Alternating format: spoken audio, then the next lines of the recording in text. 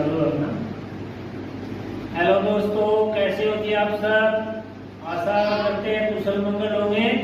तो आज हमारा दोस्त आए हैं वही गांव से, तो इससे जानेंगे। नाम क्या है आपका बेटा? इधर देख के बोलो, क्या नाम? जोर से बोलो। अक्षर चौधरी नाम है भाई इसका। स्कूल जाते हो?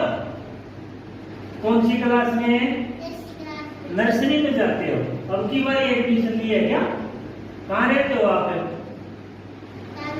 तारानगर है। और गांव कौन सा है आपका? आदमी से जयपुर क्या? ये कहाँ है भाई? राजगढ़ से वहीं पे पड़ता है ना, राजगढ़ के आगे। जयपुरिया, पूरा नाम जयपुरिया खालसा। जयपुरिया खालसा। आपके पापा जी का नाम है? संदीप।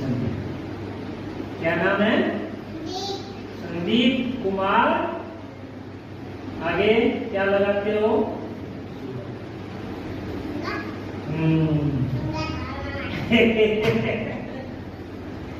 ये था हमारा बेटा भाई, बड़ा प्यारा बच्चा है, इंटेलिजेंट है पढ़ाई में।